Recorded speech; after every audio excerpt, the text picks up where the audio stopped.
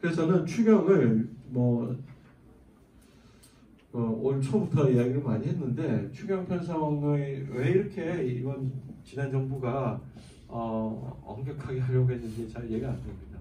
사실은 22년도 취임하자마자 64조 원의 추경을 어마어마하게 했거든요. 그때는 22년도 취임했을 때는 여름이었지만 그 당시에는 또 막대한 또 초과 세수가 예상이 됐었습니다. 초과 세수가 많이 들어오니까 당연히 추경을 통해서 또 쓸 수가 있는데 그때 약간 좀 뒷북성 같은 추경이었던 것 같고요. 실제로 추경이 필요했던 것은 23년, 24년이었는 게 하지 않았고요. 그래서 92년부터 우리가 34회를 추경하고요. 가장 최근에는 62조, 그리고 과거 위기 때 세입이 부족해서 세입 경영 추경을 많이 했고요. 그렇습니다. 추경을 안 하는 이유가 그때 최상목 부총리가 국가재정법에 여건이 안 된다라고 세수 결손 그 자체는 여건상에 나오지는 않죠. 하지만 세수 결손이 양이될 만큼의 경기가 좋지 않거나 경기 침체가 있다라고 하면 추경할 수가 있습니다. 예전에 박근혜 정부 시절에 2013년에 세입 세수 결손이 때 많이 됐거든요. 그래서 세입 경쟁을 동안 추경을 했습니다. 그때 경제정책국장이 최상목 부총리였습니다. 그 자기가 당당해서 다 했던 거예요. 근데 동일한 상황에서 그걸 하지 않는 것은 좀 모순적이다라고 생각을 했고요. 그래서 저는 세수 결손이 이렇게 명확하게 보여지고 할 때는 좀 추경을 할 수 있도록 하는 국가재정법 개정안이 저는 좀 필요하다 이렇게 생각이 들기도 합니다. 그리고 이게 그 내용이거든요. 정부가 세수 결손이 나서 세입을 보강하는 추경을 많이 했다. 그리고 그 재원을 다 국채 발행을 통해서 했다. 특히 아까 제가 말씀드린 2013년은 이렇습니다. 전체 그때 세수 결손이 14.5조 원이 나왔거든요. 세입 경쟁을 2013년 때 12조 원을 했습니다. 이것도 가을이나 겨울에 한 게 아니고 여름 무렵에 했습니다. 그래서 전체 17.4조 원의 규모 중에서 세입 경쟁만 12조로 했거든요. 그리고 국채 발행은 15조 거의 다 국채 발행을 통해서 했고요. 그 했던 역사가 다 있습니다. 그때는 기재부가 이렇게 정상적으로 운영을 했던 것인데 지난 정부에서는 이 모든 과정을 다 안 했던 것입니다. 지난 5월달에 이제 13.8조 원 추경한 거에 대해서의 내용인데요. 첫 번째, 시기적으로 너무 늦었다. 제가 1월 1일 연초부터 이제 추경을 빨리 해야 된다는 이야기를 제가 그랬던 것이 아니라 많은 분들이 이렇게 주장을 했었죠. 시기적으로 너무 늦었고 규모도 턱없이 부족하다. 그리고 이게 카테고리가 재해 재난 대응이고 통상 및 AI 지원, 민생 지원인데 지금의 경기에 사실은 요 두 부분 AI 생태계하고 반도체 요 부분은 이거 지금 당장 넣는다고 해서 경기가 살아나지는 않습니다. 이건 물론 해야 될 부분이긴 한데 우선순위에서 그렇게 아주 긴급한 건 아니다. 그리고 신속한 산불 피해 복구는 필요하지만 재해 재난 예방 대응력 강화 이거는 사실 앞으로의 산불에 대한 건데 이제 앞으로 곧 여름 지나면 장마오고 산불은 문제는 없거든요. 그때 워낙 올 초에 올 봄에 산불이 크게 나서 산불 피해는 필요하지만 그 두 번째 부분은 이게 또 순서상으로 보면 좀 그렇게 급박한 건 아닌데 다만 요 1.9조 원 안에 일반 예비비를 탁 집어넣었어요. 예비비는 목적이 있고 일반이 있는데 일반 예비비는 그냥 정부의 어떤 재량적으로 쓸 수 있는 겁니다. 예비비를 집어넣은 것도 있고요. 그 다음에 민생 부분도 그렇습니다. 민생 부분도 소상공인한테 경영부담 경감을 300만 소상공인들한테 약 50만 원씩 110만 소상공인한테 50만 원씩 준다고 했던 것 같습니다. 아니요. 50만 원씩 준다고 했고요. 그리고 페이백 상생 페이백 여기네. 50만 원씩 311만 자영업자한테 소상공인한테 50만 원씩 해서 한 1.6조 정도 준다고 했던 것 같습니다. 그걸 조금 늘리긴 했고요.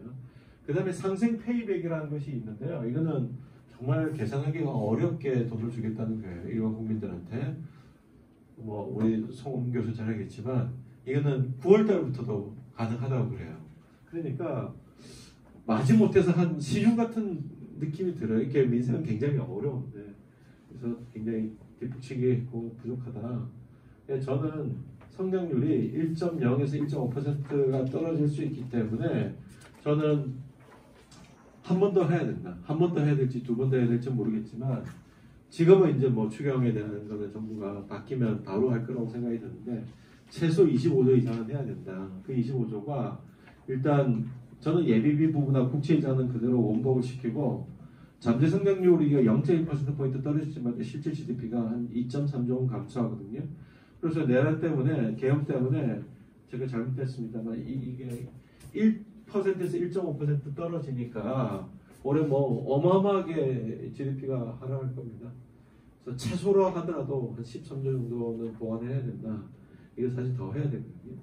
그리고 세수 결산이 아까 말씀드린 대로 30조 이상이 되기 때문에 최소 10조 이상은 세액 경쟁해야 된다. 그래서 최소입니다. 25조가. 저는 최소 25조 이상은 해야 된다. 대선하고 나서 바로 해야 되는데 그래도 이게 한 달 정도 시간 이상 걸립니다. 네, 그래서 보완을 해야 된다는 생각이 들고요.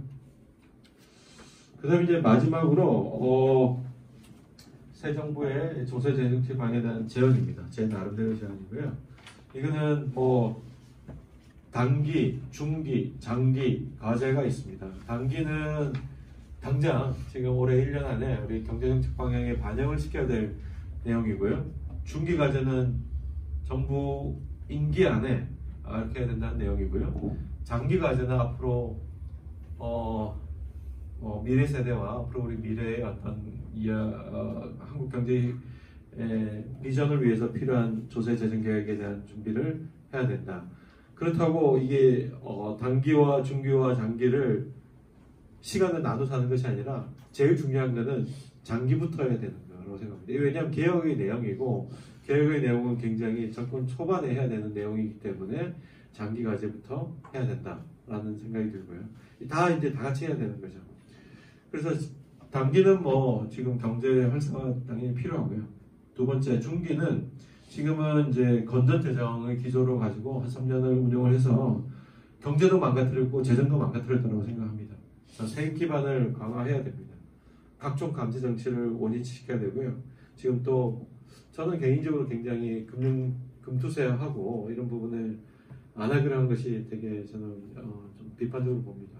자산가세 부분에 대한 부분을 그러면 뭐 증권거래세 부분을 먼저 복귀시키든지 그렇게 해야 되는 부분도 있고요. 자산가세에 대한 부분이 우리가 되게 여전히 저는 좀 약하다고 생각합니다. 그다음 앞으로 25년 올해 이제 드디어 초고령 사회가 되었습니다. 65세 이상 인구 비중이 20%가 넘어가는 사회가 우리가 되었던 것이고요. 이게 1년에 1%씩 이제 고령화 비율이 늘어납니다. 대략 계산해 보면 고령화 비율 1% 늘어날 때마다 이게 복지 비율이 GDP 대비 1%씩 대략 늘어납니다. 그럼 1년에 25조씩 정도 비용이 더 늘어나는데 이걸 어디서 충당할 거냐 하는 거죠. 작년에 24년도 조세 부담률이 17.8%였습니다. 그러니까 조세 부담률이라고 하는 것은 분자가 국세 수입이 분자가 되고요. 분모는 GDP입니다. 경상 GDP인데 이게 22년도 윤석열 대통령이 처음 취임했을 때 22년도에는 물론 초과 세수가 많이 들어왔고 396조 원에 해당하는 세입이 거쳤기 때문에 22%까지 갔습니다. 그랬던 것이 무려 한 5%포인트 정도 낮아진 거거든요. 17.8%. OECD 평균이 25%좀 됩니다. 거기다가 이제 조세 부담률 플러스 사회보장, 그러니까 국민연금, 건강보험에 사회보장, 기여금 같은 걸 더하는 것이 국민부담률인데 지금 조세 부담률은 17.8%고 국세 사회보장 기여금 부담률은 사회보장 부담률은 한 8% 좀 7% 그 정도 되죠. 그래서 한 25%좀 되거든요. 그게 OECD 각각 보면 25, 30 정도 됩니다. 그러니까 최소한 우리가 조세 부담률을 최소 저는 22%까지는 가져가야 된다.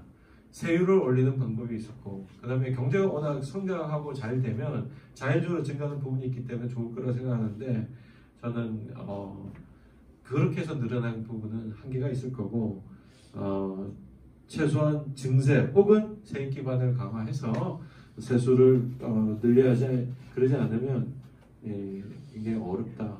그리고 초고령 사회에서 왔고요.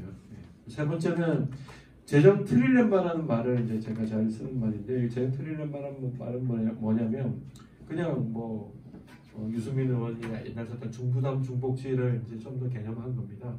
그러니까 우리가 복지 수준이 높고 재정 건전성을 가지는 즉 낮은 조세 부담률, 낮은 국가 채무 비율, 높은 복지 이 세 가지를 동시에 만족시키는 국가는 없다. 예를 들면 스웨덴 같은 경우에는 복지 수준이 굉장히 높습니다. 그리고 조세 부담 국가 채무 비율이 50%도 안 됩니다. 물론 굉장히 좋은 나라죠. 그렇지만 조세 부담률이 거의 50% 가까이 됩니다. 일본 같은 경우에는 복지 비율이 높죠. 우리보다 훨씬 높습니다. 조세 부담률 우리하고 비슷하게 낮습니다. 우리가 아마 더 낮을 건데요, 지금. 그런데 국가 채무 비율이 230%로 세계에 가장 높죠. 근데 우리는 다 낮습니다. 그러니까 복지 부담도 복지 비율도 낮은 거죠.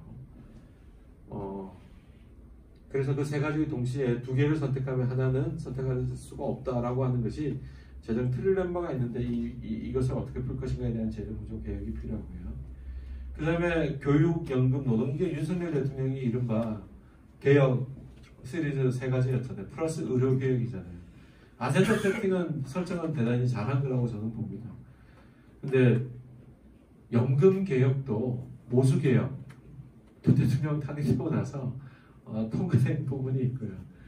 교육은 뭐 제가 학교에 있지만 거의 이루어진 게 별로 없고 지방 2조 지금 거는 대행이 지방을 살리는 라이즈나 글로컬 이런 것을 했지만 대학 입장에서 특히 수도권에 있는 대학 총장님이나 학교에서는 굉장히 좀 방향이 옳지 않다 이렇게 생각하고 있습니다. 교육, 입시, 그 다음에 우리의 어떤 그런 부분, 그 다음에 노동 거의 안 되고 있죠. 의료개혁 사실은 거의 우리나라 의료 교육계를 황폐시켰습니다. 이런 부분 물론 다 필요한데 이거를 잘 해야 될 것 같고요. 그 다음에 불평등 제고와 직과 사다리 사실은 불평등, 자산 불평등, 소득 불평등 그리고 사다리는 이게 공정의 문제입니다. 사실은 우리 베이비 부머들 그리고 그 이후에 태어난 세대들까지도 어느 정도 이제 소셜 모빌리티가 높은데 지금은 굉장히 사다리 타고 올라갔더니만 탁 걷어차버리는 그런 현상이 있어서 이 불평등과 불공정 문제, 이 청년들이 특히 이제 불공정 문제에 대해서 굉장히 예민한데 그 부분은 어떻게 할 것인가에 대한 조세 정책이 필요하다고 보여지고요. 조세 정책은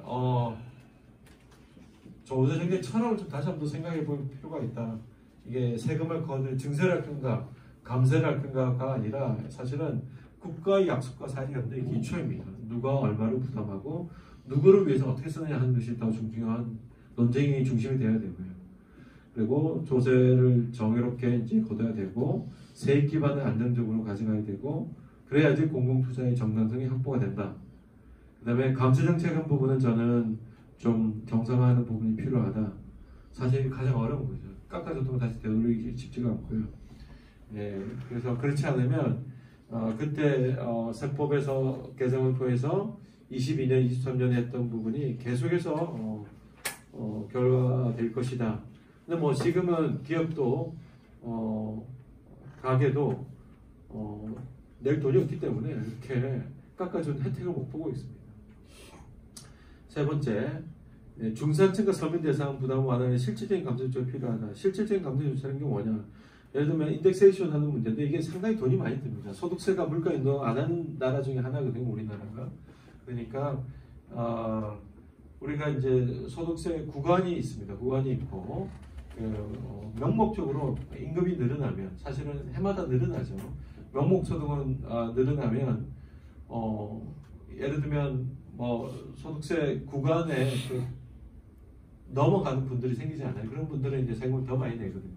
그리고 물가가 연동하면서 즉 명목소득이 올라가면서 소득세는 늘어나는데 거기에 대해서 물가 상승률만큼 감해주는 그런 것이 좀 필요하지 않겠는가.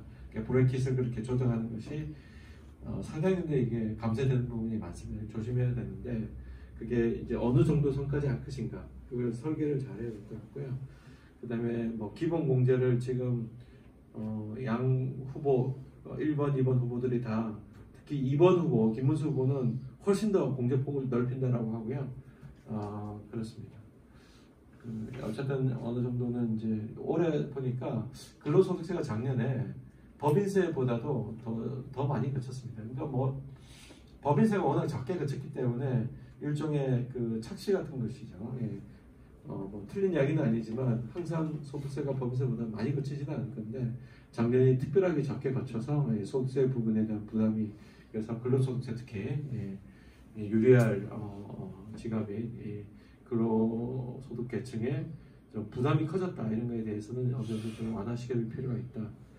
그 다음에 조세 정의 고소득과 자산계층에 대한 과세가 정상화돼야 된다. 아까 말씀드린 대로 디지털 자산이나 플랫폼 소득 과세 기반 정리해야 되고요. 상속세를 유산취득세, 상증세 이제 작년에 세법 개정안에서 사실은 냈지만 작년 사실은 뭐 비상계엄이 있지 않았으면 아마 민주당에서 합의를 해줬을 거예요. 근데 작년 비상계엄 나오고 나서 그 부분이 이제 워낙 야당을 지지하는 계층의 그쪽의 지지자들이 상속세에 대한 부분을 강력하게 반대를 해서 막판에는 못하고 아마 개정이 안 됐습니다. 근데 상속세 같은 경우에도 지금 뭐 배우자에 대한 공제 상속하는 부분은 완전히 이제 없어져. 뭐 이런 거는 합의를 할 수 있을 것 같다는 생각이 들고요. 다만 이제 그런 과정에서 결국 배우자한테 간 게 또 자녀한테 똑같이 갈 때 다시 또 한 번 더. 그러니까 한 번 정도는 하는 것은 맞지. 두 번이 되는 것은 좀 불합리하다. 유산 취득세로 가게 될 경우에는 이제 유산세가 아니라 유산 취득세로 되는 것이 이제 경제학적으로는 이게 사실은 맞는 것인 것 같은데 다만 그러는 과정에서 공제 폭이나 이런 부분이 또 형평성 문제 부분은 좀 잘 봐야 되지 않느냐 그런 것도 있습니다. 그래서 마지막으로 이제 17.8%에 대한 조세 부담률을 상향해야 되는데 제일 밑에 지하경제 양성화, 역외탈세 근절, 고소득 탈소득 정밀과세 추진. 우리가 이거를 늘 하는 이야기인데 늘 안 되고 있는 부분입니다. 사실은 우리가 지하경제를 얼마나 양성화시킬 수 있을지 우리만큼 이게 많이 세원이 많이 드러날 때도 없고 또 국세청의 기법들이 좋은데 일단 명시적으로 이런 이야기를 또 안 할 수도 없을 거예요. 네, 그렇다라고 말씀드리고요. 재정은 다른 뭐 3% 잔대 성장률 얘기하면 우리 경제학 하시는 분들은 맞는 이야기냐 이렇게 얘기하는데 목표입니다, 목표. 예.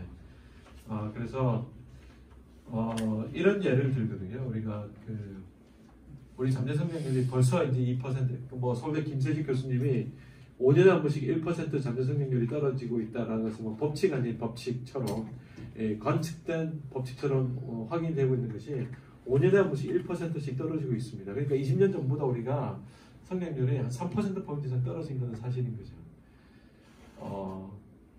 근데 우리 경제의 규모, 아까 말씀드렸듯이 전 세계를 100으로 봤을 때 우리가 1.6%, 제일 잘 나갔을 때가 2%인데 우리 2% 성장률을 가진, 2%의 비중을 가진 경제 규모가 3% 성장을 하는 것이 불가능한가? 저는 OECD 국가들 대부분 보면 저성장을 하는 나라들이잖아요. 1%, 2% 맞거든요. 단 하나 예외적인 국가가 미국이었습니다. 미국은 세계 경제 GDP의 26% 정도를 차지하고 있습니다. 중국은 17.6% 정도고요. 일본은 원래는 일본이 한 6% 정도였는데 지금 엔화가 워낙 약세라서 3.6%의 비중을 차지하고 있습니다. 일본은 뭐 잃어버린 30년 동안이니까 2% 성장은 거의 다 불가능하고요. 자, 미국을 예를 들면 미국이 코로나 기간 지나서 3%대의 성장도 하고 그랬습니다. 이거는 어떤 거냐면 미국의 미식 축구 선수들 보면 대부분 다 100kg가 넘습니다.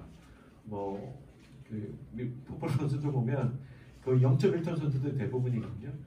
그 친구들이 거의 100m를 11초, 12초 뜁니다. 미국이 3%, 2% 성장하는 것은 한 120kg 정도 되는 그 선수들이 100m를 11초 때 12초 뛰는 거랑 똑같습니다. 우리는 몸무게가 한 60kg 정도 되는데 한 16초, 17초 뛰는 거하고 똑같은 거라고 보여지거든요. 우리는 12초 때, 11초 때 정도 뛸 정도로 이제 그런 정도가 돼야 되는 것이죠. 그래서 사실은 이게 성장률을 추계할 때 우리가 노동과 자본과 생산성 이 세 가지를 보거든요. 그리고 또 하나 모르겠다는 거죠. 모르는 요소들이 있습니다. 모르는 요소에 들어가는 것들이 사실은 중요한 것들이 있는데 노동 우리가 지금 저출산 인구 고령화 때문에 경제활동 인구가 갈수록 줄어드는 것이기 때문에 그거는 가망이 없죠. 그래서 이민 정책을 해서 새로운 우리 이민자 한 120만 명 되는데 우리가 필요로 하는 그리고 우리 인구를 충분히 우리의 어떤 구성원이 되어서 할 정도까지는 아니 되는 거고요. 그리고 그 사람들 고학력 우리의 어떤 인적 자본을 좀 더 풍성화시킬 수 있는 그런 그 퀄리티 높은 노동자도 아닙니다. 이민 정책은 상당히 시간이 걸릴 거고 어렵다. 자본 스톡. 자본도 결국에는 투자 행위가 활발하게 일어나야 되는데 결국 인구 고령화로 인한 저출산, 인구 고령화가 일어난다고 하는 것은 결국에는 저축률이 장기적으로 떨어지는 것이고 저축률이 떨어지면 투자가 줄고 투자가 줄면서 자본이 축적되는 경로가 막히는 것이기 때문에 자본 축적도 떨어지는 거죠. 그 다음에 총요소 생산성, 그 기술이죠. 기술 혁신. 그거는 현재 우리가 굉장히 좀 정체되어 있고 그럼 어디에서 할 것인가? 답이 없는 것 같아요. 답이 없어서 KDI에서 또는 전망을 하면 2030년에 이제 앞으로 5년 후에 이제 1%대 미만, 0%대. 그리고 2040년 지금부터 15년 후면 0%에서 더 마이너스 될 수 있지 않느냐고 아무런 전망을 합니다. 자, 그래서 우리한테 이렇게 남아있는 시간이 많지는 않은 것 같습니다. 불과 2030 이야기하는 것이 엊그제 같은데 이제 다가올 5년 후에 2030입니다. 2030이 되기 전에 뭔가 이게 획기적인 전환 투자를 해야 된다. 그래서 사실 지금 첨단 분야에 대한 투자와 인프라에 대한 구축이 필요하고요. 그 다음에 그린 테크놀로지에 대한 지금 기후 위기나 사실 우리나라도 러스트 벨트들이 많이 있지 않습니까? 저게 동남쪽 그리고 이미 러스트 벨트화가 진행되는 곳이 많은데 그 부분들에 대한 전환을 어떻게 할 건가 하는 거고 그리고 또 돌봄, 복지 이것도 사실은 복지 인프라 부분이 여전히 미흡한 부분이 있죠. 그러니까 각종 인프라에 대한 투자를 물적인 인프라와 보이지 않는 인프라와 그리고 보이더라도 사실은 최첨단 분야에 대한 인프라 투자는 해야 된다라고 생각하고요. 그리고 아까 말씀드린 단기적인 대책 그리고 또 이거는 또 재정 지출 부족에 가고 거버넌스에 대한 정비가 필요하다. 기획재정부에 대한 기능을 좀 부사시킬 필요가 있다. 예산 실리에 대한 기능, 기재부의 역사를 보면 가장 기재부가 강력했을 때가 김영삼 정부 때였습니다. 그러니까 김영삼 정부 때 경제기획원과 재무부를 합해서 재정경제원을 만들었습니다. 그러니까 1970년 이전부터 경제기획원 체제와 EPB 체제와 재무부 체제가 두 개가 나눠져서 있었던 그 기능을 하나로 합했습니다. 재정경제원. 그 결과 98년에 IMF 경제 위기가 왔습니다. 그러다가 DJ 정부 때 예산 기능을 떼어서 기획예산위원회, 기획예산처 하면서 노무현 정부 때까지 이제 기획예산처와 재정경제부로 이완해서 경제복지가 있다가 MB 때 다시 재정부가 되었던 거죠. 기획재정부가 처음부터는 아니지만 MB 조금 하고 나서 기획재정부가 되면서 지금까지 그러니까 금융정책 기능만 금융위원회로 떼고 나머지는 전부 다가 기획, 예산, 세제, 그 다음에 거시정책 총괄, 그 다음에 국고, 공공기관 관리 어마어마한 그 기재부가 정부의 어떤 거의 반이죠. 그렇게 가지고 있다 보니까 사실은 무소불위의 권한을 행사하고 있는 것이죠. 그래서 이번 23년, 24년 정부의 어떤 경제정책의 총괄적인 어떤 컨트롤 타워가 기획재정부인데 이렇게 결과한 걸 보면 저는 좀 문제가 있다. 그래서 좀 다시 좀 조직을 좀 분리를 할 필요가 있다라는 생각이 좀 들고요. 그 다음에 이제 국고보조금 10여 년 전에 남민정비 포럼에서 했던 정의하기 우리 송지가 같이 했는데 국고보조금 개편이었습니다. 국고보조금 개편이었는데 그때가 한 60조, 70조 정도였던 것 같아요. 그러던 것이 지금은 이제 100조. 네. 제가 이제 한 10여 년 정도 국고보조금 그 평가를 했었거든요. 기획재정으로. 하다 보면 뭐 중복 비효율 사업을 해서 해마다 상당수 많은 그 국고보조금 사업을 평가를 합니다. 평가를 하는데, 그래서 분명히 우리 입장에서 폐지를 하거나 예산을 줄이는 게 맞는 사업들이 한번 갔다 오면 그대로 살아나거나, 정부 누군가가 밀고 있는 거나, 아니면 그 뭐 야당도 그렇죠. 야당도 지역 사업들이 많거든요. 이 100조 중에서 한 반 이상은 복지 사업이고요. 농림, 수산, 건설 이런 사업들이 대략 많습니다. 그래서 이게 국고보조금 100조 원을 정말 냉정하게 아마 3주 정도는 조절할 수 있는 것 같아요. 한 30조 정도는 조절을 해도 되지 않겠습니까? 네, 그런 거 생각하고, 조세 지출도 조세 지출 이제 비과세 감면, 조세 지출 뭐 각종 공제, 법인세 감면하고 소득세 감면하고 부가세 감면 이런 것들이 조세 지출 부분인데요. 이게 연간 70조입니다. 70조의 중에서 이것도 역시 조세 지출도 엄격하게 심사를 합니다. 심사하고 심층평가도 하고 각종 평가를 하는데, 이것도 그렇고 이것도 그렇고 받아갈 주머니가 있기 때문에 이게 주체들이 다 있습니다. 특히 조세 지출 같은 경우는 보편적으로 모든 사람들에게 법인세, 소득세 부분이 다 연관되기 때문에, 그리고 만약 조세 지출도 보면 이게 중서민, 서민들이나 중산층에 들어가는 게 되게 많아요. 소득공제 이거 뭐 지금 또 늘리자고 하잖아요. 공제 부분은 늘리고, 또 각종 뭐 경제 위기 때마다 첨단 분야, 뭐 법인세 감면 굉장히 많이 깎아주고 있거든요. 그 중에서 정말 깎아줘야 될 부분이 많은지, 그러니까 보조금도 많이 주고 지출도 깎고, 그래서 대체 재정 운영을 어떻게 하겠냐 하는 거죠. 그래서 이런 부분도 필요하다. 그다음 재정이 사실은 그 기능 중에서 불평등 완화, 이게 제일 중요한 기능인 걸 좀 복원할 필요가 있다. 그리고 이제 기술 변화에 대한 재정 체계를 구축하는 것이 필요하지 않겠냐 하는 거고요. 마지막으로 이게 감세 논쟁은 좀 제가 아까 말씀드렸지만 누구를 위한 감세냐 이런 것이고요.